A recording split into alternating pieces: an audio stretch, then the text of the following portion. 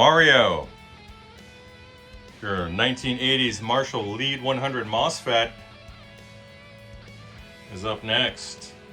She's hurting. Oh, she's hurting, buddy. We're gonna get this thing out of this head shell and see if we can discern the issues outside of the obvious pot here. These split shaft knurled pots are incredibly fragile, as the prior owner found out, no doubt.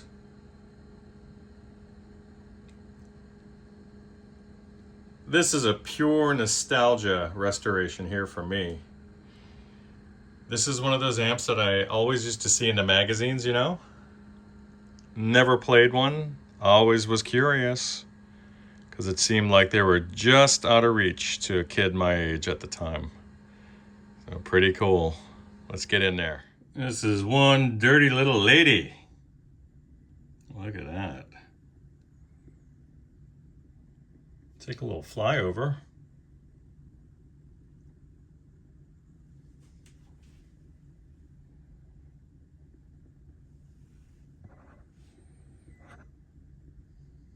She could use a little bit of a clean, as Brad would say. So let's get her cleaned up before I start working on it. I like to work on clean stuff. All right, Mario, so I'm gonna do an initial power up on a protected circuit. It's kind of standard Marshall solid state fare. Pretty well made, actually. None of the caps appear to be leaking. This volume pot, the broken one, is completely frozen. Can't turn it. So this board's gonna have to come out. Let me check the other channel. Set her up for a quick power on, see what she's up to. No doubt the thermal paste on these output transistors are gonna have to be cleaned off, and then refreshed with some new stuff. Bye. All right, let's get ourselves set up with a power cord. Current limiter's on. This amp can handle a variety of impedances from 4 ohms through 16 according to the jack nomenclature and labeling on the back. We'll see. I found it interesting that an amp of this vintage would have an IEC inlet on the back. Pretty damn interesting. So this amp was by no means abused.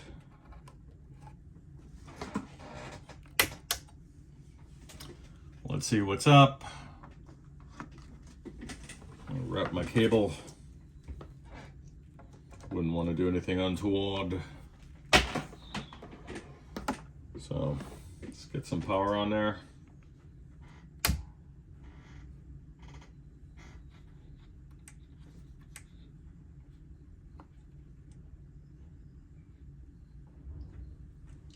Nice.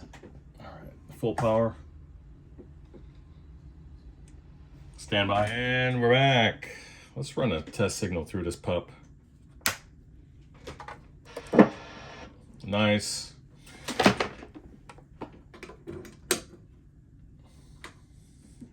Power back on. Open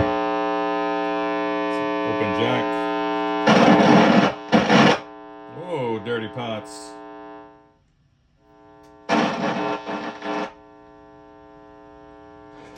It looks like oh, that's boost volume. Of course, it's gonna influence the overall volume. Gain. Sounds like it's on the lead channel.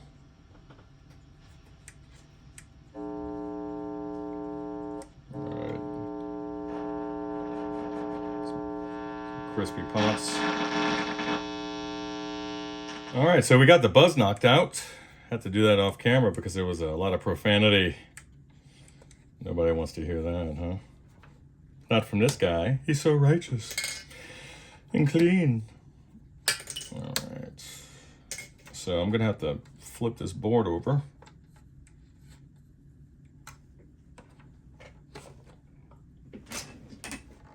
kind of dread putting these pots back on. See what these standoffs look like. What are they? Where are they? Oh, I see.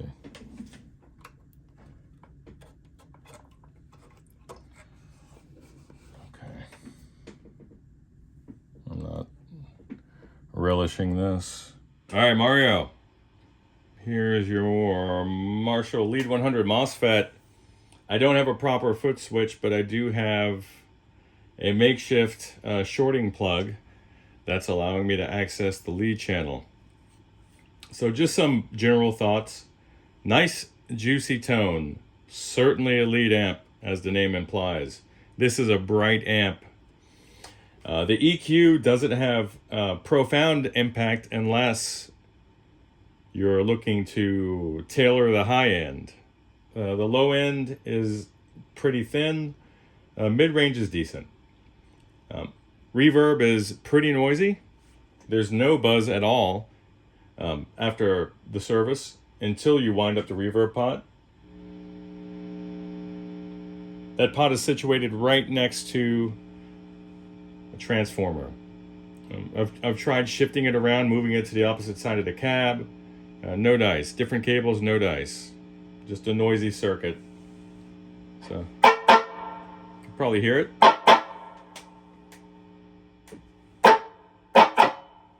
Even there at minimal setting, you're getting a little bit of wetness there.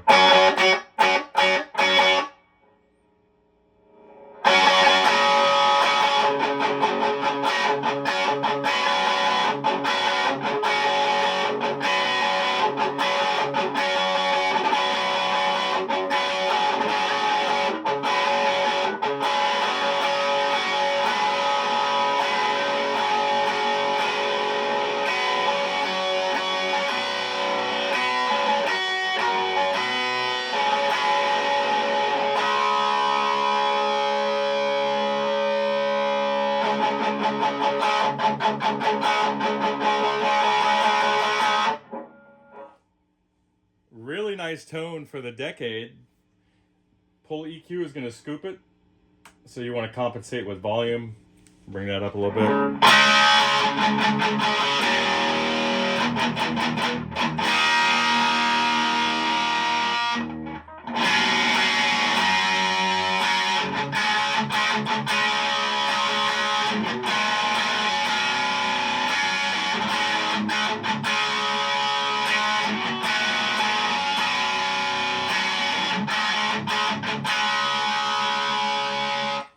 Dude, what a fun amp to play. I'm not even joking.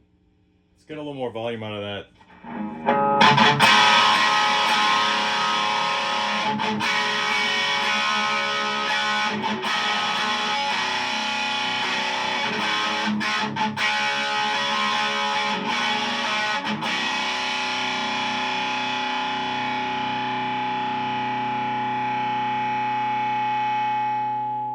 That's clear. That is clear. Let's try some single coil neck.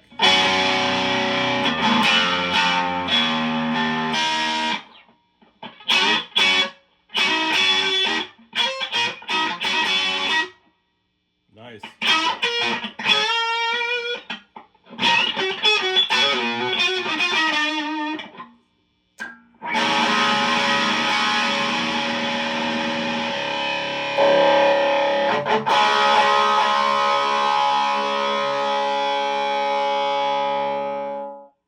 All right, let's check out the cleans.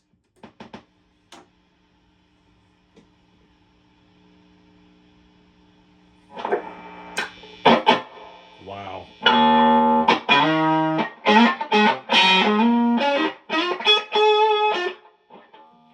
The overdrive on the clean channel sounds really good. I mean the natural overdrive. This is a really nice sounding amp. Whoa.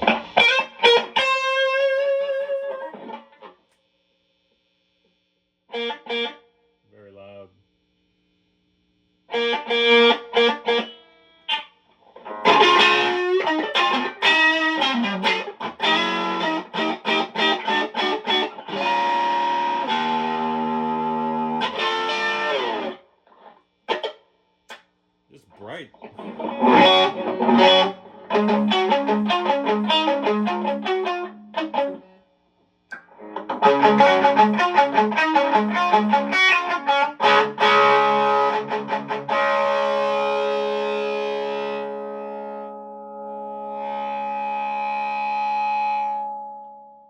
Wow. Okay, so I don't have the service manual. I don't have the owner's manual, but the gain is still active.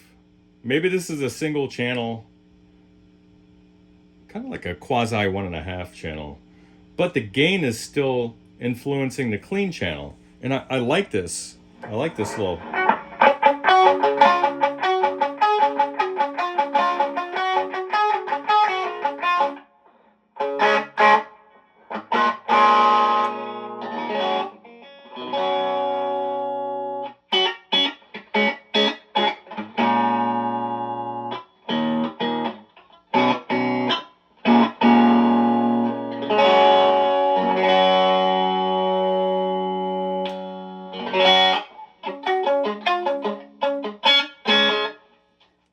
Just a little bright for my taste, but then again, I'm looking at two Celestion GK12100 sitting just naked without a cab. For a total of 8 ohms impedance. So your mileage may vary once you get home and plug her into whatever cab you're going to be letting her ride on. But dude, I dig this amp. Certainly worth the wait. What was it, 30 years? Actually, my God, 40 years. Maybe 35. Well, meet me in the middle, 35. So super cool amp, Mario. Too bad about this reverb buzz though. But look, there's no noise in any of the pots now. The reverb that is there sounds great. It's just buzzy.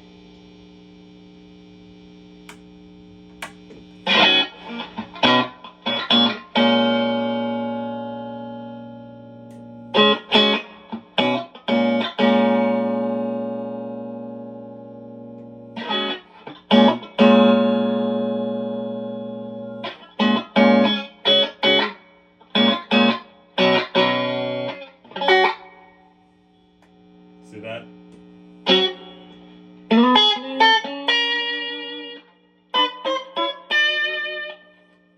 Great tone. Wow. It's funny because some of the old solid state Marshalls are actually nicer sounding than their two brothers.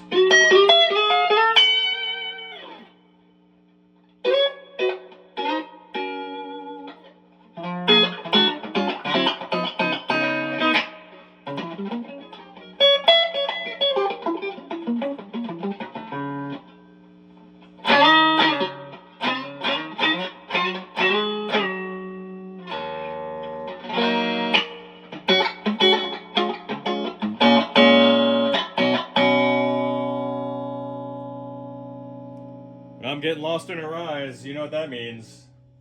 That means that's a cool amp. Whenever you find yourself getting lost in the sauce, you got yourself a cool amp there, Mario. And I hope you dig her too. Bye.